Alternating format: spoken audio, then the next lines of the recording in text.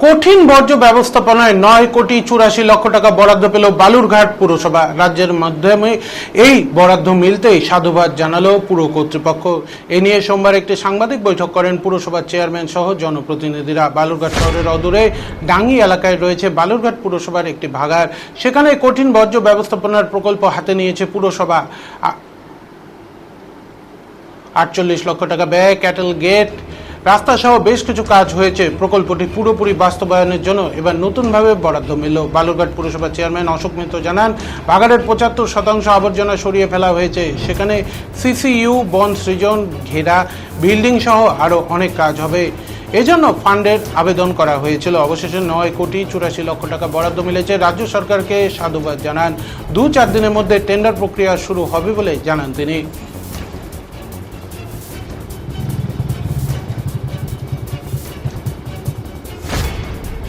আমি ধন্যবাদ জানাবো পশ্চিমবঙ্গের মুখ্যমন্ত্রী মাননীয় শ্রীমতী মমতা ব্যানার্জিকে এবং পাশাপাশি আমাদের পৌরমন্ত্রী সম্মানীয় ফিরহাদ হাকিম মহাশয়কে, যে বালুরঘাট পৌরসভার এই আবেদনে তারা সাড়া দিয়ে সঙ্গে সঙ্গেই প্রায় 48 লক্ষ টাকার আমাদের যে অর্থ বরাদ্দ করেছিল বালুরঘাট পৌরসভার কাজের জন্য থ্রু সুডা এবং থ্রু এমইডি আমরা এই কাজটা করিয়েছি।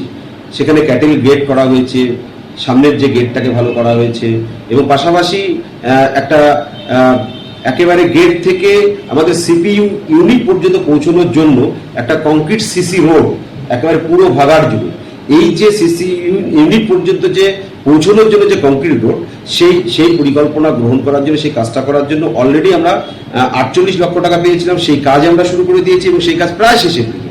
যে আমরা এই 100% সলিড ওয়েস্ট ম্যানেজমেন্টকে কাজে লাগানোর জন্য অলরেডি বাড়ি বাড়ি door to door garbage collection, Nirmal Sathi নির্মল বন্ধুদের মাধ্যমে এবং পাশাপাশি স্যানিটারি কনজারভেন্সি লেবারের মাধ্যমে এই যে গার্বেজগুলো কালেকশন হচ্ছে, আমরা যে টেন্সিং গ্রাউন্ডে নিয়ে যাচ্ছি, ভাগাড়ে নিয়ে যাচ্ছি, এই সমস্ত প্রজেক্টগুলোকে মিলে আমাদের আরও 9,84,00,000 টাকা বালুরঘাট পৌরসভাকে বরাদ্দ করেছে এবং সেটাও আমরা থ্রু সুডা এবং পাশাপাশি থ্রু এমইডি এই কাজ আমরা খুব তাড়াতাড়ি শুরু করব। সেই বরাদ্দ আমাদের চলে এসছে।